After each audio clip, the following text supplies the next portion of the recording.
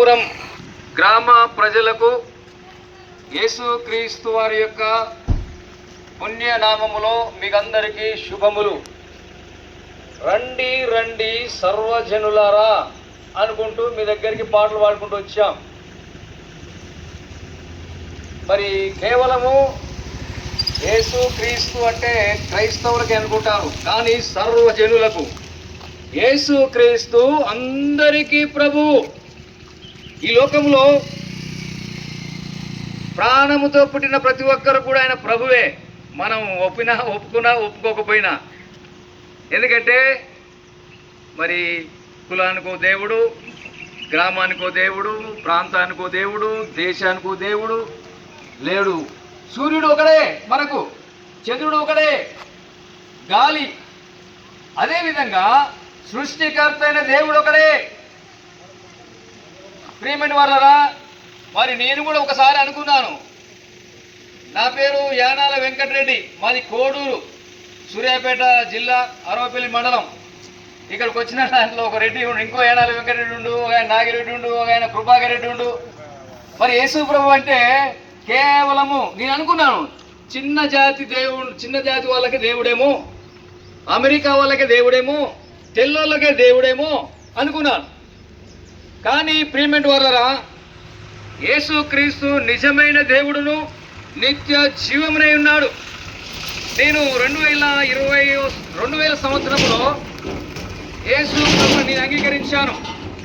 పాపిని గ్రహించి యేసు ప్రభు నిజమైన దేవుడని తెలుసుకొని ప్రభుని అంగీకరించినప్పుడు మరి మా జీతగాడు అన్నాడు, పటేలా మా దేవుని నమ్ముకున్నారు మీరు,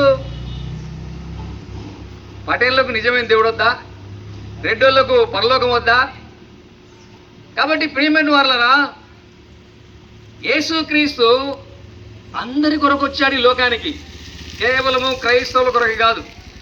ప్రయాసపడి భారము మోసుకొనుచున్న సమస్త జనులారా నా యొద్దకు రండి, నేను మీకు విశ్రాంతి కలగజేస్తానని. సమస్త జనులు, ఆ సమస్త జనులలో నీవు నేను ఉంటే మనకు విశ్రాంతి. కాబట్టి ఈ లోకంలో మనము పెందల గడలు లేస్తున్నాము, 4 గంటలకు లేస్తున్నాము, రాత్రి 10 గంటల దాకా మనం కష్టం చేస్తూ ఉంటున్నాము, చెమటోడుస్తుంటున్నాము, ప్రయాసపడుతుంటున్నాము, భారం మోసుకుంటున్నాము. దాంట్లో ప్రయోజనం ఏముంది అంటాడు. ఎందుకంటే మరి ప్రయోజనమైంది ఏంటంటే నిజమైన దేవుని తెలుసుకోవడం. ఎందుకంటే అక్కడ సంతోషం, సమాధానం. ఈ లోకంలో మనిషి ఏది చేసినా దేని కొరకు చేస్తాడో చెప్పండి? ఒక సంతోషపడాలని, ఒక పండుగలు చేసుకున్నా, లేకపోతే ఇంకేదైనా చేసుకోవాలని, సంతోషంగా ఉండాలని, సమాధానంగా ఉండాలని, నెమ్మదిగా ఉండాలని కోరుకుంటాడు మనిషి. మరి ఈ సంతోషం అనేది ఎక్కడ దొరుకుతుంది? కొనుక్కుంటే దొరికేదైతే మనకు సామాన్య జనులమైనటువంటి మధ్యతరగతి కుటుంబాలకు, బీద కుటుంబాలకు అది అందుబాటులో ఉండేది కాదు, కొనుక్కుంటే దొరికేదైతే. కానీ ఈ సంతోషము, ఈ సమాధానము, ఈ నెమ్మది, ఈ విశ్రాంతి, ఈ క్షమాపణ సృష్టికర్త అయినటువంటి దేవునిలో మాత్రమే. ఈ భూమిని, ఆకాశాన్ని, సమస్తాన్ని ఒక్క మాటతో సృష్టించినటువంటి ఆ సృష్టికర్త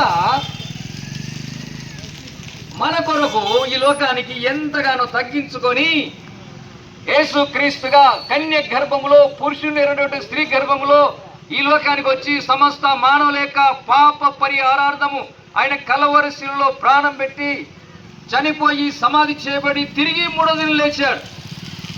ఆయన రక్తంలో ప్రతి మనిషికి విమోచన, ఆయన మరణములో ప్రతి మనిషికి జీవము, ఆయన పునరుద్ధానములో ప్రతి మనిషికి సంతోషము, శక్తి, బలము, అది పరలోక ఆనందం. నిజంగా మేము ఈ విధంగా వచ్చి మీ మధ్యన ప్రకటిస్తున్నామంటే మేము పొందిన సంతోషాన్ని. మీరు ఒక చీర, మంచి చీర కొనుక్కుంటే అక్క చూడు, అక్క సెల్ కొంటే అన్న ఇది చూడన్నా అని చెప్తూ ఉంటారు కదా, చెప్పరా మనం మంచిగా కొనుక్కుంటే? అదేవిధంగా మేము మంచి దేవుణ్ణి, నిజమైన దేవుణ్ణి, సంతోషాన్ని ఇచ్చే దేవుణ్ణి, సమాధానాన్ని ఇచ్చే దేవుణ్ణి, రక్షణ ఇచ్చే దేవుణ్ణి, క్షమాపణ ఇచ్చే దేవుణ్ణి, పరలోకమిచ్చే దేవుణ్ణి మేము తెలుసుకొని మేము పొందిన సంతోషము, మేము పొందిన సమాధానము మేము మీ మధ్యకు వచ్చి ప్రకటిస్తున్నాం. మాకెవరు పైనుంచి డబ్బులు వచ్చేది కాదు. చాలామంది క్రైస్తవులు అనుకుంటే మీకు ఎవరో డబ్బులు ఇచ్చారేమో మీరు వచ్చి ఇదని చెప్తున్నారు అనుకుంటున్నాం. వచ్చిన మేము అందరం కూడా మాకు మేముగా మేము హృదయపూర్వకంగా మేము పొందిన దాన్ని మీకు ప్రకటించడానికి వచ్చాం. ఇందులో మా స్వప్రయోజనం ఏమి లేదు, మీకు ప్రయోజనం కొరకు వచ్చాం. ఈ మాటలు వింటే మీకు ప్రయోజనము, ఈ మాటలు వింటే మీకు సంతోషము. ఎందుకంటే దేవుని మాటలు, నేను చెప్పేది సొంత మాటలు ఏం కావు, అన్ని పరిశుద్ధ గ్రంథములోని మాటలే. ఇది జీవము కలిగినటువంటి దేవుని మాటలు, సజీవమైనటువంటి మాటలు, ఈ రక్షించే మాటలు. ఈ యేసు ప్రభు గురించే మీకు చెప్తున్నాం. ఆయన సజీవుడు, ఆయన మాట్లాడే దేవుడు, ఆయన మనందరికీ ప్రభువు. కాబట్టి ప్రియమైన వారనా, యేసు ప్రభువే నిజమైన దేవుడు, నిత్య జీవమే ఉన్నాడు కనుక ఈ పదార్థాలు ఇంకా చాలా మందికి చెప్పలేము కానీ సమయం లేదు. కానీ మీకు సమీపంగా ఉన్నటువంటి గ్రామాల్లో మరి అదేవిధంగా